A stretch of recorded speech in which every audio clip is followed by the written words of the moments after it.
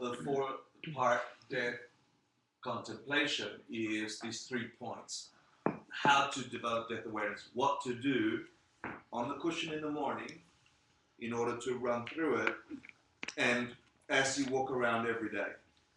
So if you have a practice, or if you don't have a practice, if you want to get some results, you grab these 3 points and the 9 points. So there's 3 sub-points for each one of them. Yes, there's 9 ideas altogether.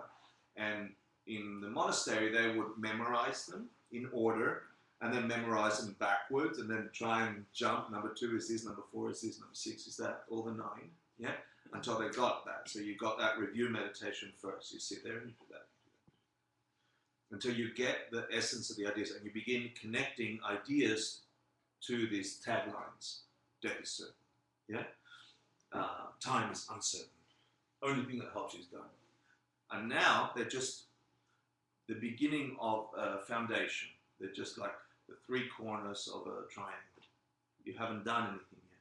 Now we're going to build 9 pillars around them to give you structure to build something. So in the monastery, you'd go and do review, and then you go into some depth to each one of them. So you go into one day, and another one another day. And you might do this practice for 6 months or 3 months. On the cushion first, and then you take it out on the road. You try until you've habituated so much that it becomes second nature, and it becomes the way you look at the world. Yeah? And then that itself has yet another thing. So let's talk a little bit about what those are. So the first one is we need to think about the certainty of death. The fact that death is certain. And there's 3 sub-points. First is that, like I was talking before about Howard, whatever his name was. Yeah, that nothing can stop it. When the time comes, there is nothing, nowhere you can hide, nowhere on the planet. There's no, I had a vision of death when I was living in Sydney with my best friend Evan. And at first I thought it was him scaring me. But I wake up and at the foot of my bed is like the devil or some dark creature, and I'm scared. I realized I had half dreamt it and woke up later, etc. But it scared the hell out of me. And I thought afterwards that I wrote a short story about a guy who had a premonition that was about to happen. So he put the pillows under the sheet and then hid under Evan's bed. And that night, the death came and found the pillows, couldn't find the guy. And then the guy got really good over time about evading death until death forgets about it and goes, I forget about it, right? So that was a short story. And I thought that maybe you could escape death, you know.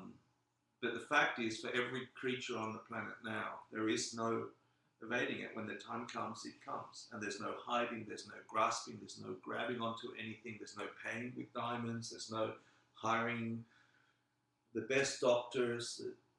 If it's that time to go, when it's that time to go, it's not if, when, it's gone. That's it. So it's absolutely certain. So nothing can stop it, is the first point of that. The next point is you can't add time. So when death comes, you can't stop it, and you can't add time is the second point. There's no extra minute that you can get when it comes. It's not like negotiating another moment. And in fact, when you think about it, every moment, every interaction, every enjoyment of food, every enjoyment of the gym, every enjoyment of music, we tend to think we've got infinite time to do all these activities. But every one of those activities is taking us closer and closer and closer to the inevitable time of death. Yeah? But doesn't that kind of contradict the whole idea of if you learn emptiness so well that you could burn up your karma that caused you to perceive yourself seeing death, that then you would, then I guess it's not adding time, but then you're like not dying anymore. That's a beautiful question. Thank you for the question. And that question was preempted by an asterisk over there. Oh. Yeah, thank you very much. We're talking amongst practitioners, people that are learning how to manipulate this way things exist, yeah, the conception of karma. This is talking about the great majority of humanity, and even us who have been studying, we tend to think, I've got all the time in the world to listen to that favorite song. There is one last time I listen to that song. I can't get another time when the time comes. There is one last time I'll see my mum. There won't be another time after that. Yeah?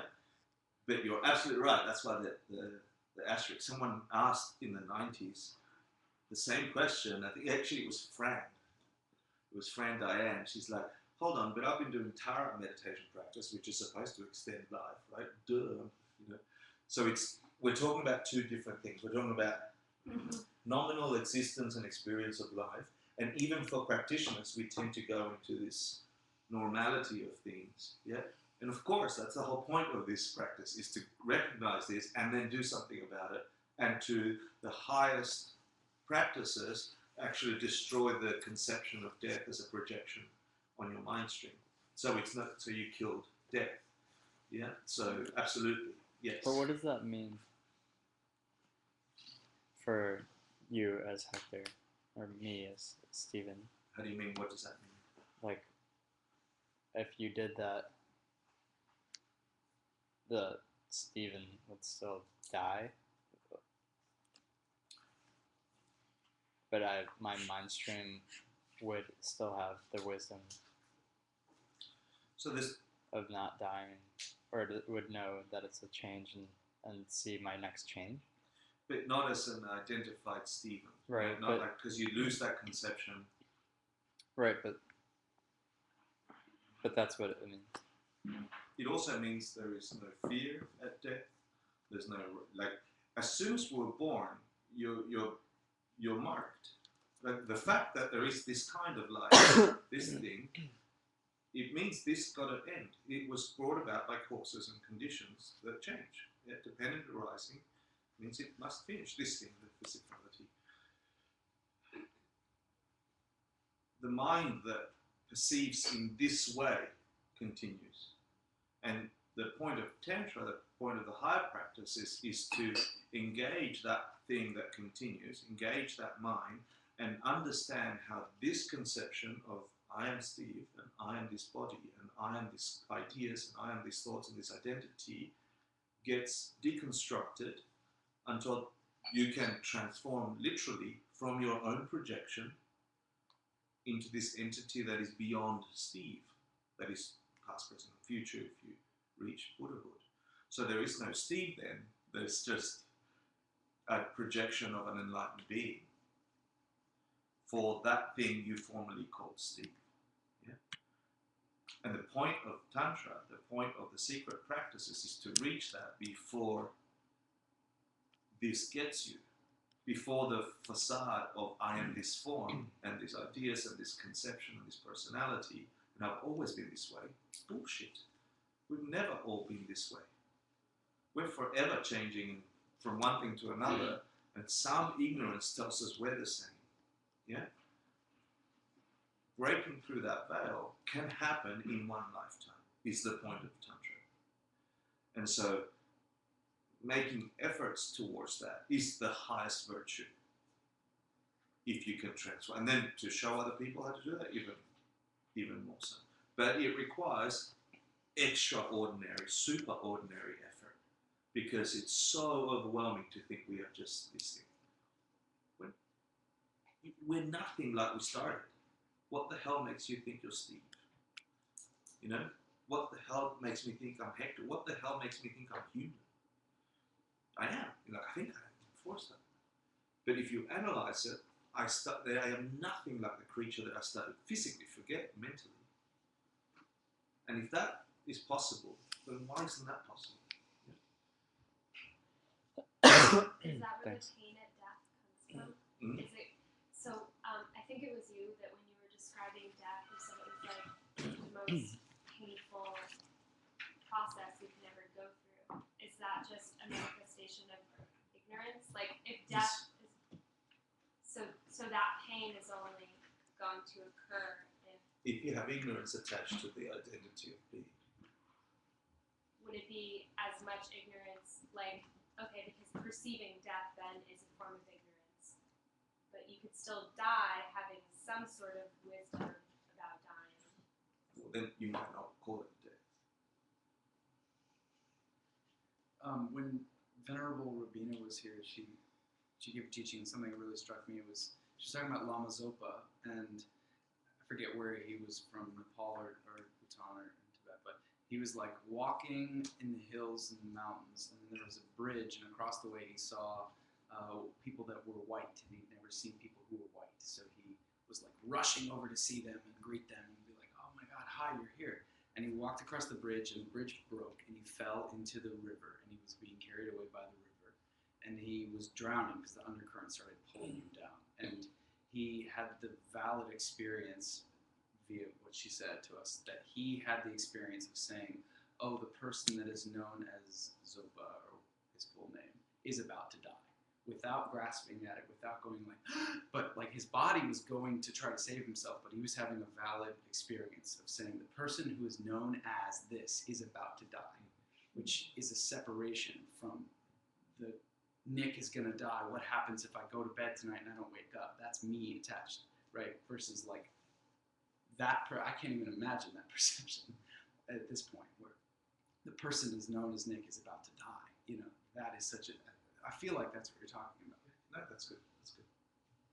Thank you. Does that help? I'd like to get through the 9, but unless it's an ego question, I'll answer egos. It is actually. Okay, let's It's, hear it. I mean, it's sort of. I just want to know it's for my own benefit. I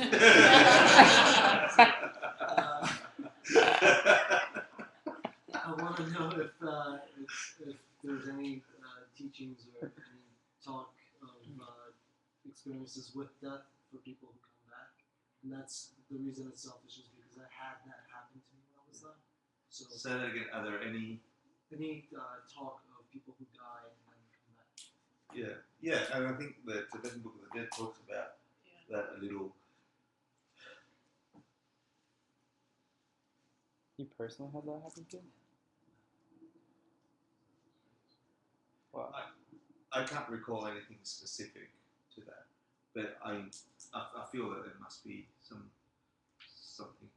You know, I don't know. In the Book of the Dead and the Dying,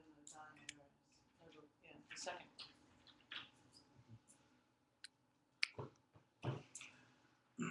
Okay, so in trying to, do you understand? In meditation, you get these 9, you try and remember them first, get them as names, then attach all these meanings that I'm trying to convey that we're discussing to these names, so you can then begin to have an experience of these ideas. Yeah, and only then are you really turning this. So my suggestion, my recommendation is we're not going to see each other until June, middle of June, really.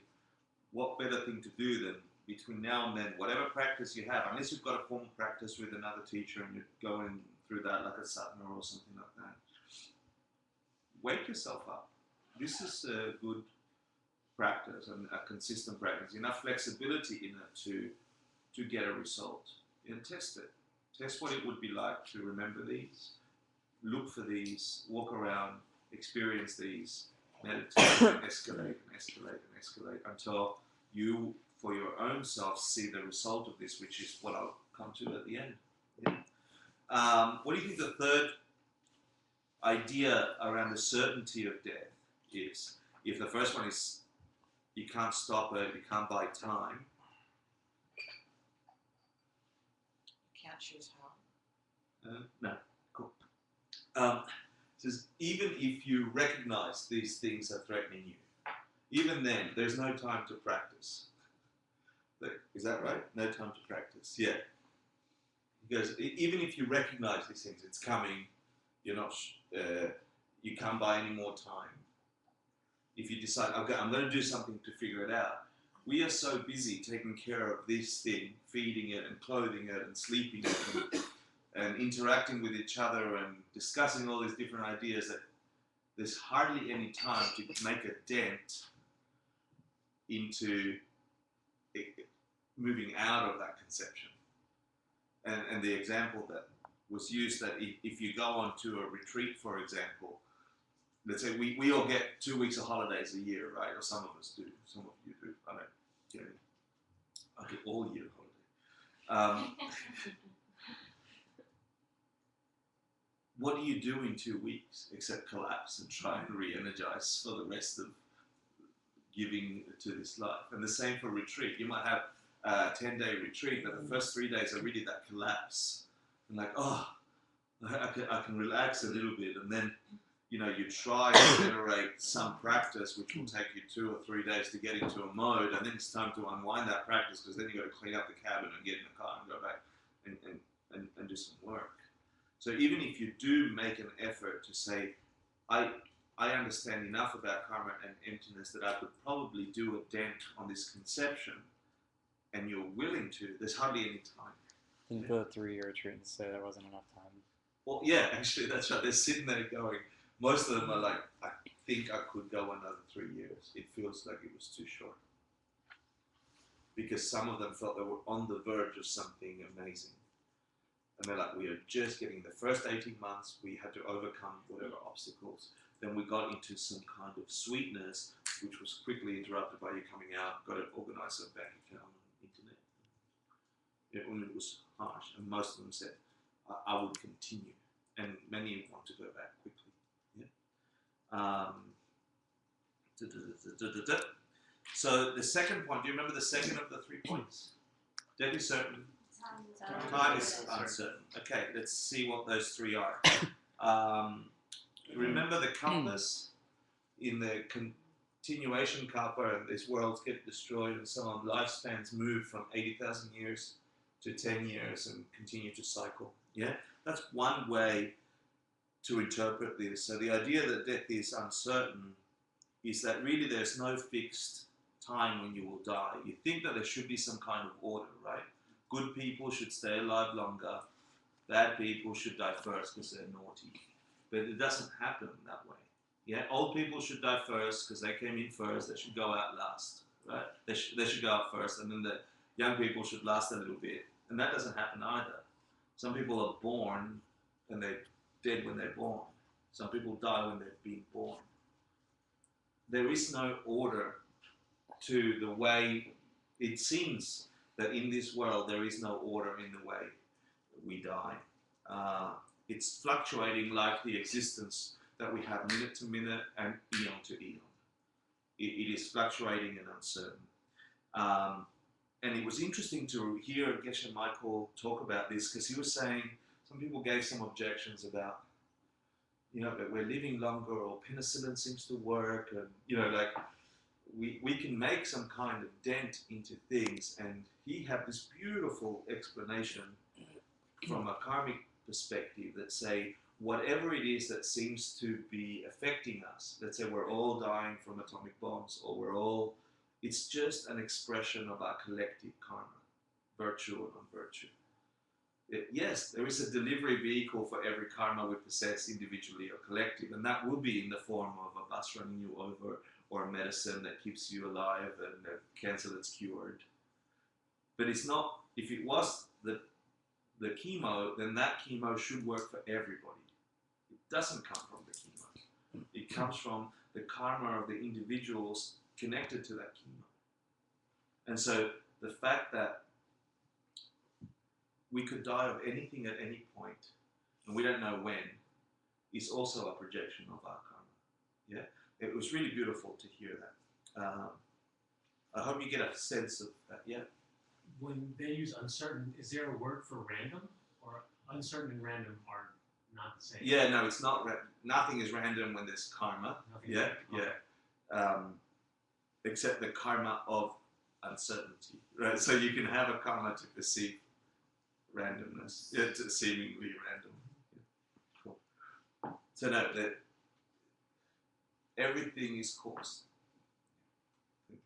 The next thing they talk about is that many things kill you and very few things keep you alive. And Tsongkhapa talks about that living things kill you and inanimate things kill you. Things inside of you and things outside of you. Sorry, I made a typo, I just recognized in there.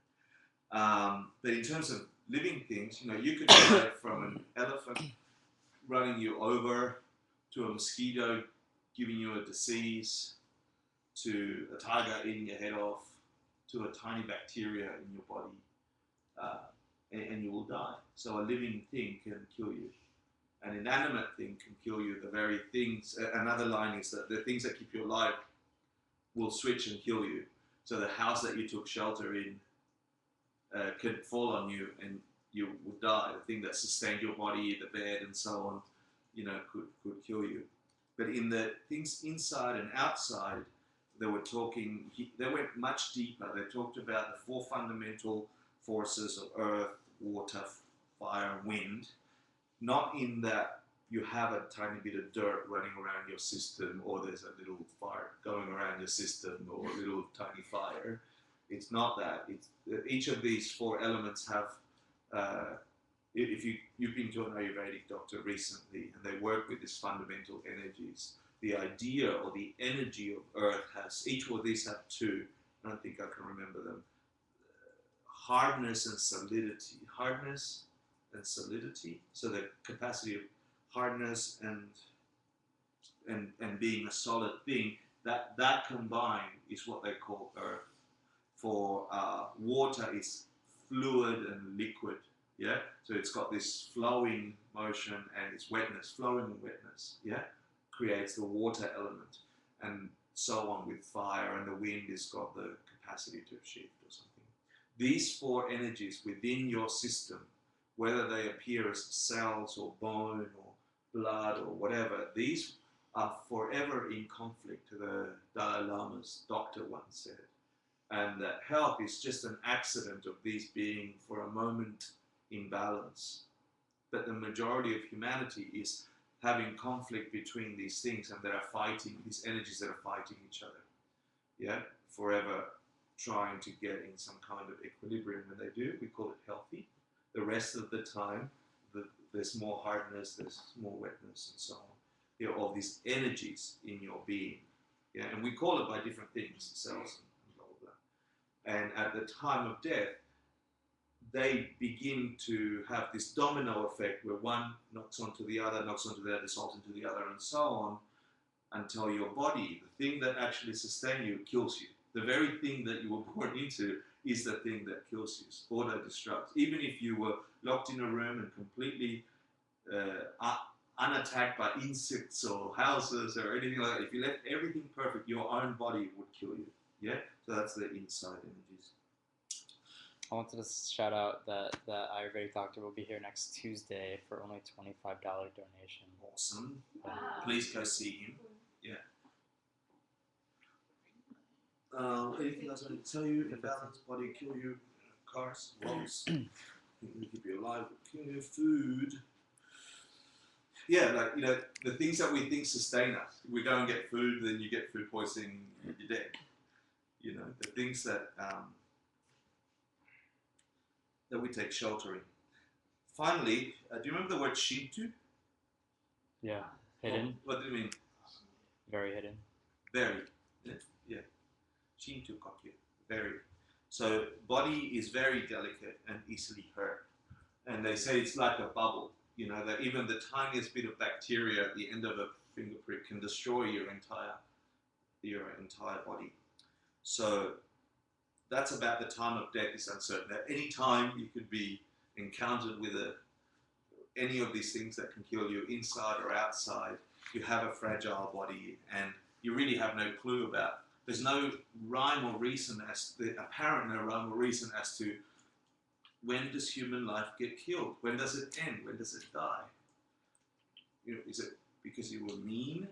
Is it because you were good? Is it because you were old? Is it because you were young? Because you were a guy? Because you were a girl? Because you're in Africa?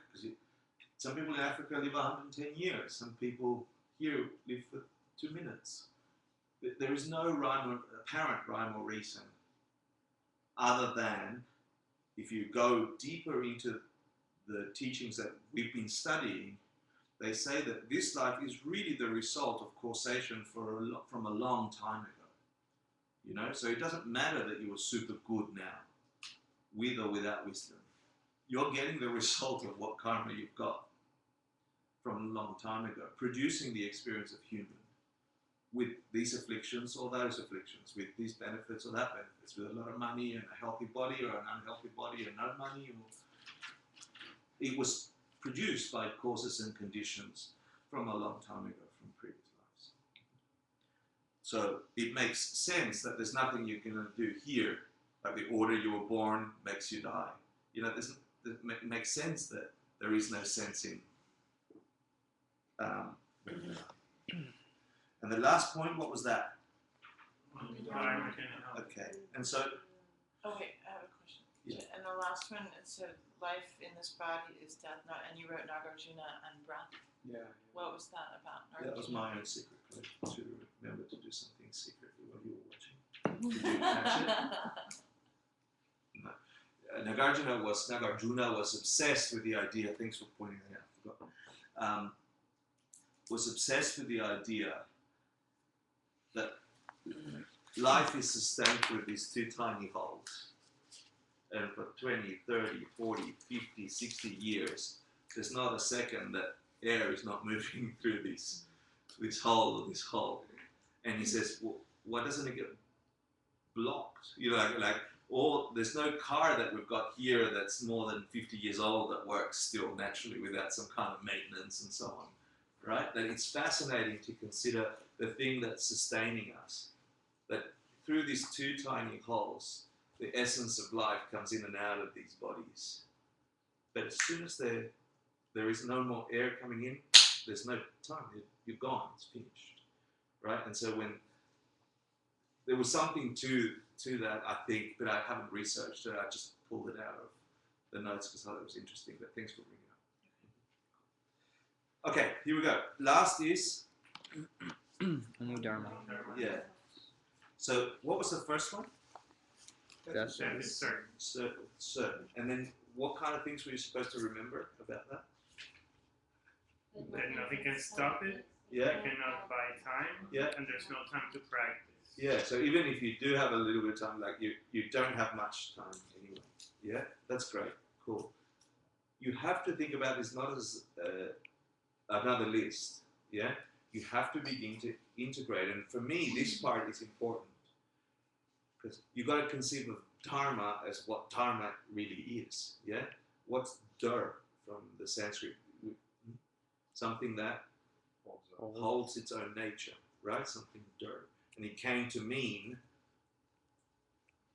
the ultimate dharma, the ultimate thing of all things that holds its own nature. What is it? Emptiness. Yeah, that's like the ultimate dharma. Everything has that dhar. Yeah, and so because the Buddha taught that, his teachings became the dharma, right? But what's a dharma for us? What's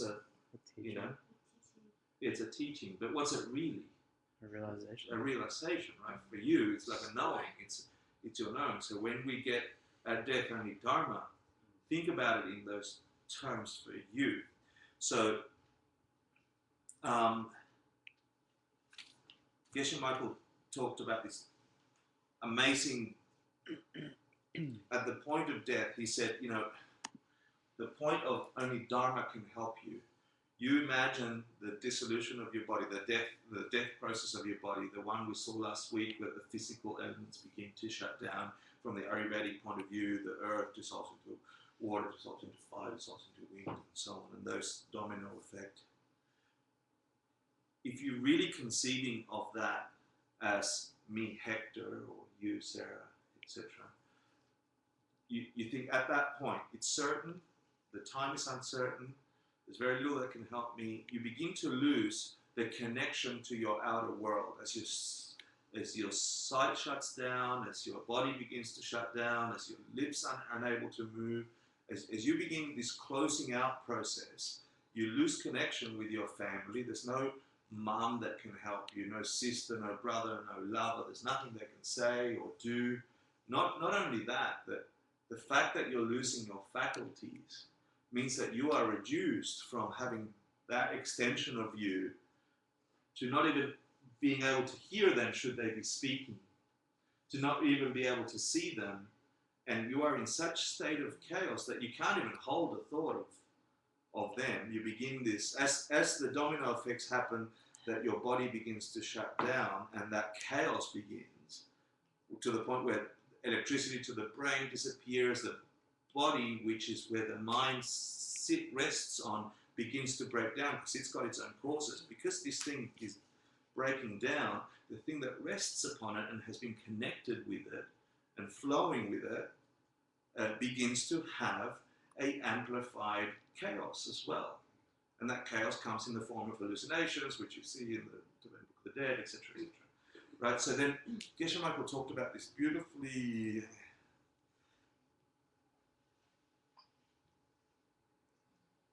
I don't know, it rung so strong for me when he said, we are all reduced to zero, but not in terms of the same zero, but your own zero. There's no mum or dad, there's no friends or family. It doesn't matter how many zeros you've got in your bank account, whether it's $5 or $500,000. At that point, you can't even conceive of a bank account. Forget getting access to it.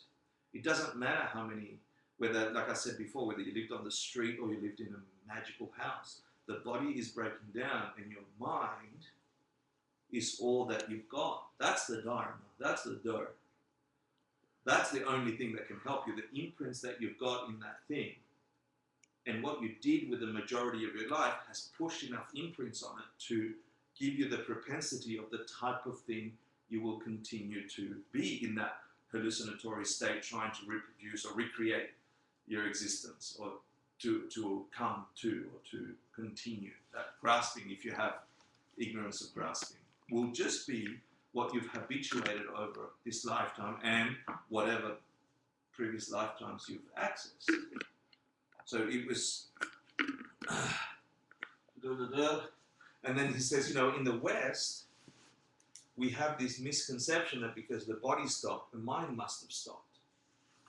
You know, and I think that's changed a lot since the 90s, at least in the people that I've talked to and so on. There is a recognition that there's something beyond the body that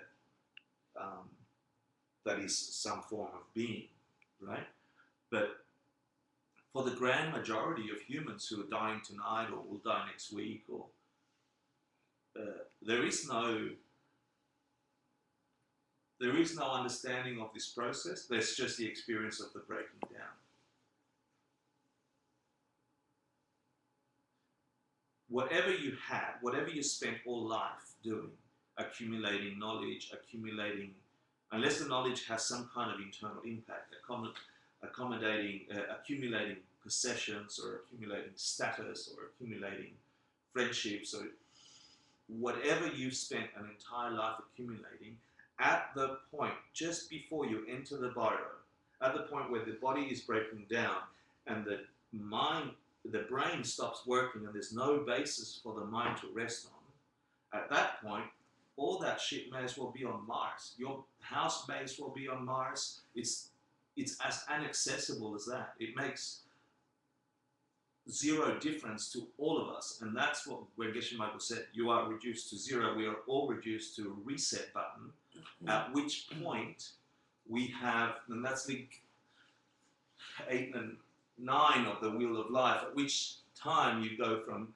decide to grasping to the pregnant woman, Rikpa, I think it is, the charging up of one of those many karmas that turns it into a projecting karma of your entire next life. Yeah, this is what made you human now. Some of you did something, had an experience before that produced your conception of I'm human for all this time. That's link 10 of the Wheel of Life. So at the point where we're reduced to zero, meaning you are reduced from house to friends to body, even the thing we've looked after all our entire life can't help you. You are reduced to movement of mind. And even that has no way of getting organized, because the basis which it rested and was familiar with all this time is no longer there. So then you are hallucinating at fast speeds, according to this. that flipping over point where you disconnect, if you like, there is this thing that happens where you win or lose the lottery. Yeah?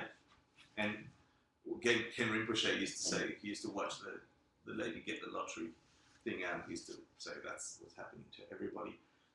And in a way, it's that. So then if you've spent your entire life adoring virtue, doing some kind of genuine, truthful, and I don't care if it's called Tibetan Buddhism or it's called something else, if you're genuinely, congruently, beautifully use this life to build some kind of virtuous existence where you are kind to others and beautiful to others and helpful to yourself and others and no self-deprecating and caring of the things around you and recognizing as much wisdom as you can, understanding, if you've been building that, then when the lottery comes, there is a specific thing that happens when that occurs, and that's in other texts, then you're most likely to get a lottery ball for your projecting karma out of that pool, which is predominantly virtue. If your life's been 50-50, which I'd have to say mine's mostly been 50-50, if not less, more selfish, more take care of me, more feed me, more, then the chances are 50-50. And if your life has been, oh, don't give a crap, or just consume, or just take it out, then that's your odds. And it really is to that. So we're reduced, reset, and then whatever continues this existence is based on really what you've spent the majority of life doing, because the only thing you carry, it's not the bank account, it's not the house, the cars, it's not even the friendships, it's just what you've got in your mind. It's whatever imprints are there to create your next experience. Yeah. Like, we project our future lives, but we pick from our past experiences of how we've lived. And if we change our perception of how we've lived our entire life, then those things that we actually did, they actually, it's not like they're pulling from, it's not like somebody's pulling from There's our not pulling for a self-existent pool of karmas, correct? Yeah. That's a really beautiful and advanced thought you just had. You in Buddhism. Again. Yay! Now you have to go all the way down to the Hurons because you're all selfish about it. No, that's awesome. That's a really beautiful way to conceive of higher practices. Yeah, if you begin to change the way you truly understand your past and your history, you can alter the way the pool of karma. So that's a high practice. And that takes, and you can't like pretend, you actually have to experience this. And that's hopefully what I'll talk about after. So once you've crossed that physical boundary, no friends and families can help you. Once you shut down your senses, no material things can help you. I think I just talked about that. And even your body, it itself, there's no help from your body. So they're the three parts of only your imprints can help you. Only your imprints can help you. So the whole point of those 9, which I encourage you to review, go back, go forth, make it something. Do it every day. Do it for a week. Do it for 2 weeks. It'd be nice if you did it until we met again in June. Yeah, if you want to meet again, if we can meet again. It'd be really lovely if you picked something out of all this Buddhist stuff and just practiced it. For me, it wasn't this, although this got me fuel. When I got this teaching, I tried it, I made efforts, it gave me some fuel, but then quickly I learned the 6 perfections from the Bodhisattva Charavatara, and that became my practice, because it was overwhelming to get 26 lists or 31 lists or 21.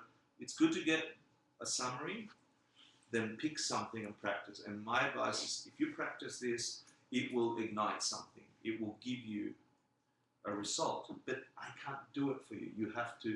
Each of you have to do something. And if it's not this, do something. Yeah? What do you mean? Go through this in meditation, or what we're going to do at the end of the class, like the specifics? You go through these 9 points in meditation first, and then you look for these things in your everyday as you walk around the world.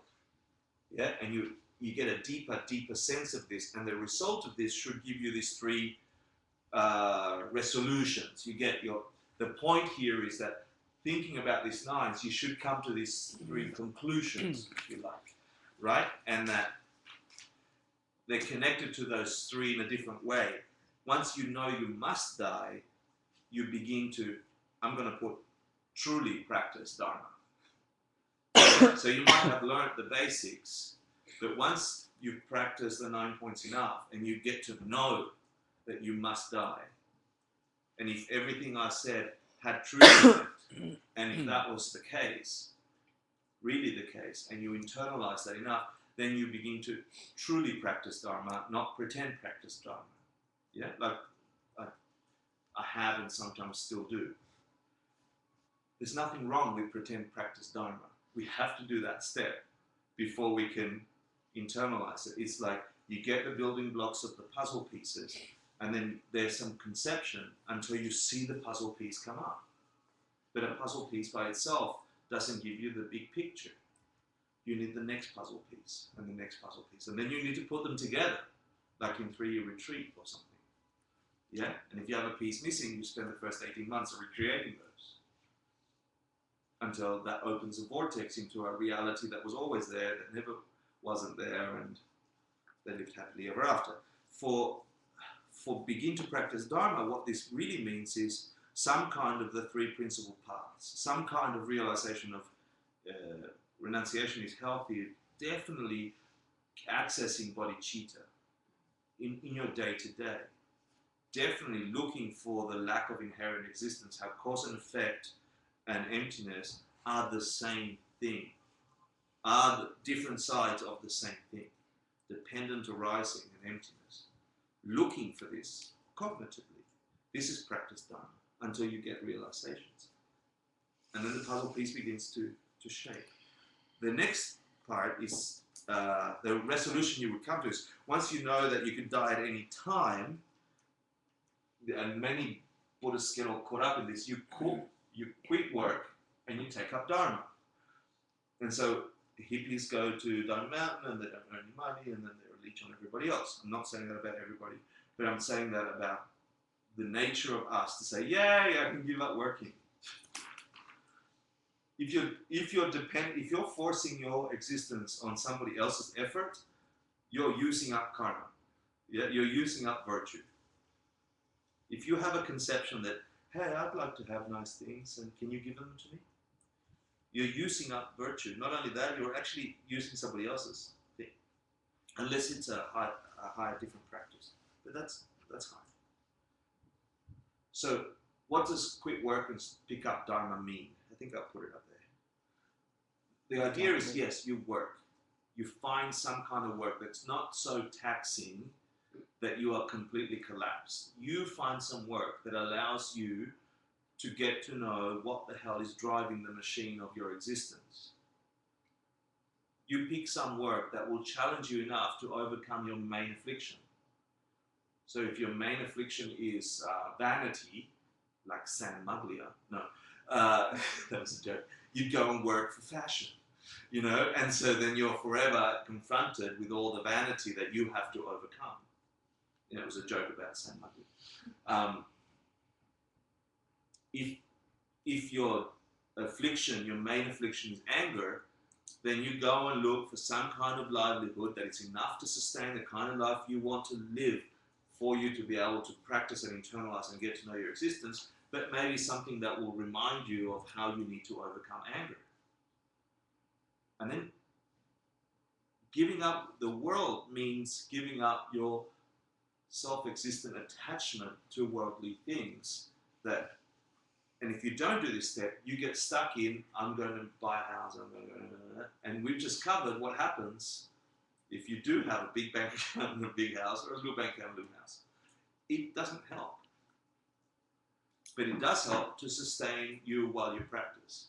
So, and that's your responsibility, not your mom's, not your friend, not your stranger, not the millionaires. It's your responsibility.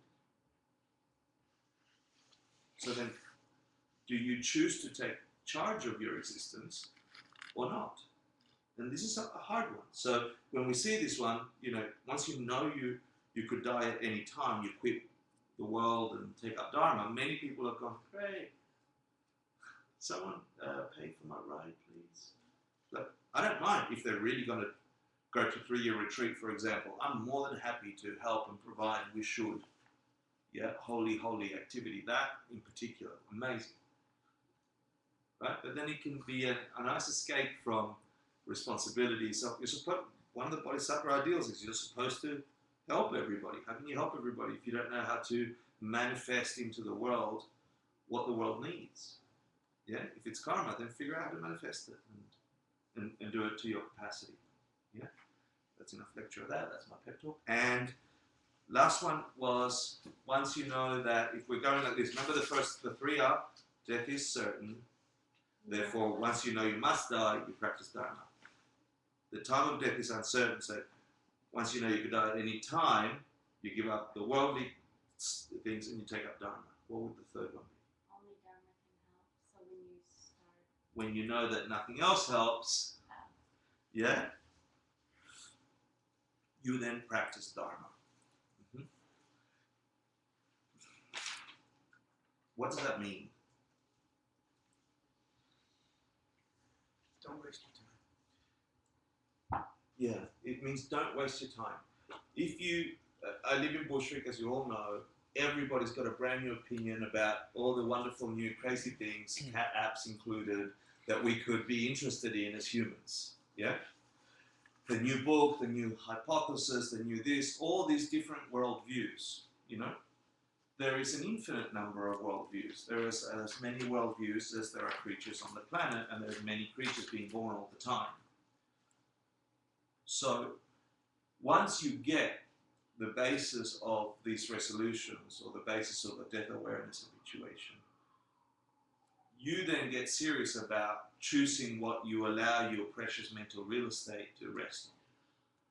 Yeah, and it might seem a little weird to some people that I don't no longer read sci-fi novels or no longer read anything other than something that will get me to enlightenment. Yeah? No, that doesn't mean that you should only be reading Dharma. I mean, I know plenty of people who need a rest of their mind. That's part of the process. And so they go and read a romance novel or something like that. They get something in their minds, but they're reading it with a view. And they're reading it with relaxing the mind with a purpose and an intention.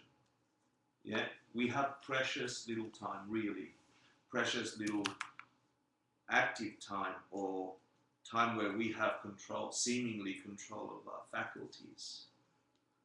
And if every imprint counts and every imprint doubles every 24 hours, then the precious real estate of the stuff you put in your mind is just another option for the pulling up at the time of lottery.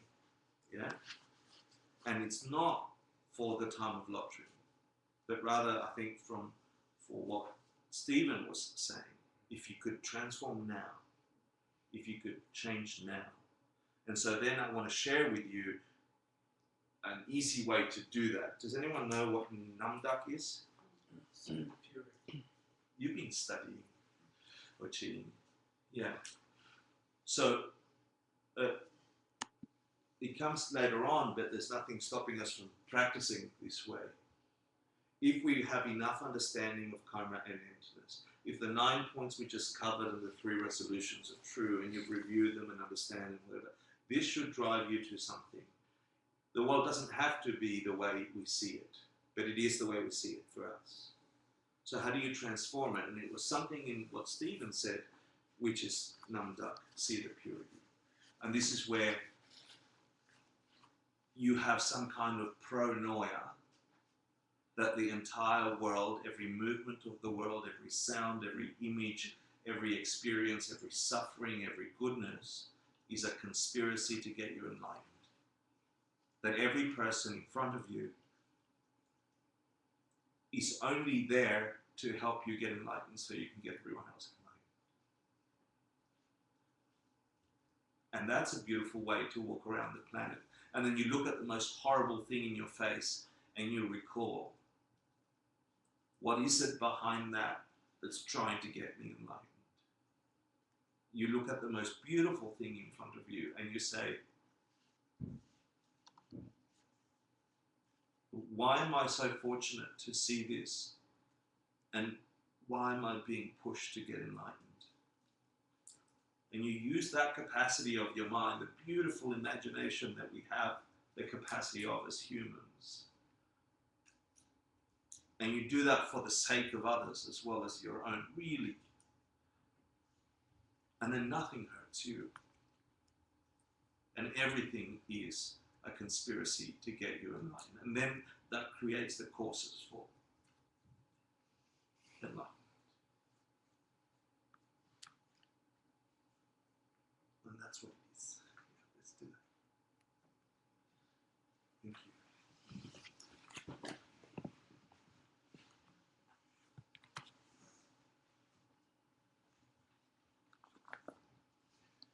Sashi Pukir Jishim Metokram Viral Inshim Degimpadi Sangye Shindu Miteruargi Drokun Nanda Shimla Suparsho Idam Guru Ragnamandala Kamniyatayami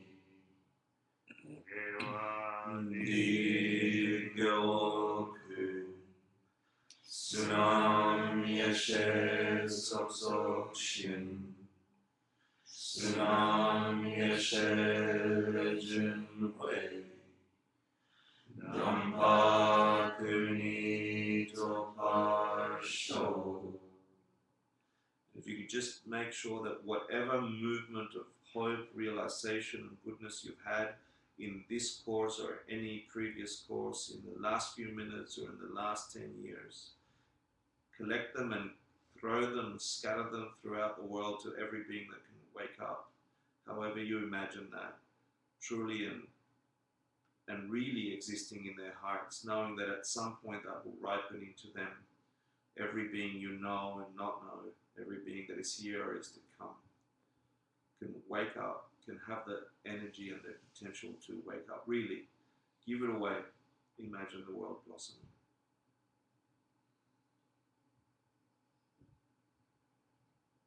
Thank you for the opportunity to teach. Thank you. Please stay. Please stay.